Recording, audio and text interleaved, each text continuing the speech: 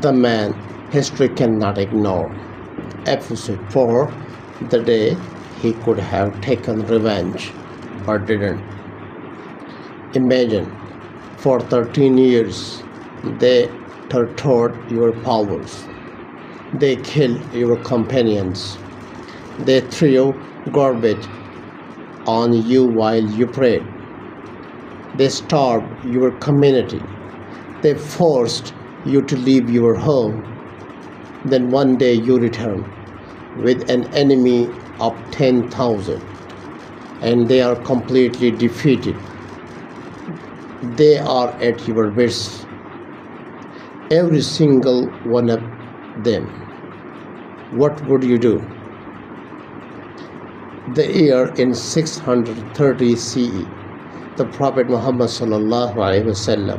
enters the city of Mecca, the city that expelled him, the city that humiliated him, the city that murdered his companions.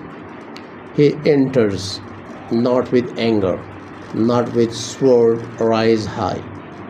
He enters with his head bowed so low in humility before Allah that his forehead nearly touched the neck of his camel. The people of Mecca gathered, trembling, waiting. They knew what they had done. They knew they deserved punishment. Then the Prophet ﷺ looked at them. These faces, some of them had personally harmed him, persecuted him, killed people he loved. He looked at them and said, "O people of Quraysh, what do you think I will do with you today?" They said, "You are a noble brother, son of a noble brother. We expect only good from you." And then he said, "Go, you are all free. No executions, no revenge, no punishment for the masses. General amnesty. Even Abu Sufyan, his greatest enemy for decades, was forgiven. Even Hind, the woman who had mutilated the body of his beloved uncle Hamza radiallahu ta'ala was forgiven. Even the man who actually killed Hamza radiallahu ta'ala was forgiven." Now think carefully. History is full of conquerors. Alexander the Great, Khosrow,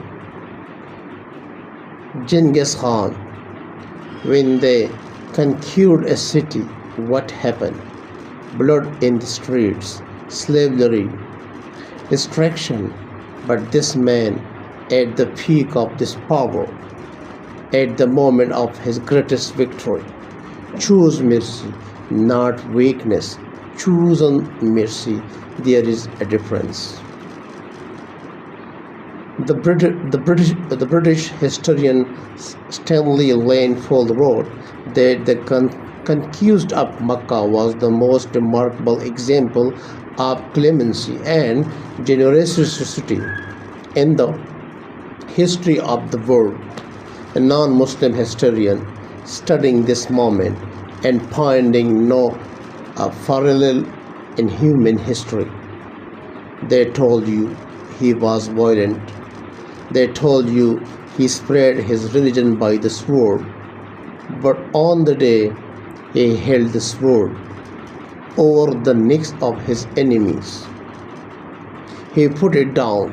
He said, "You are free." This is not the character of a warrior. This is the character of a prophet, the man history cannot ignore. Assalamu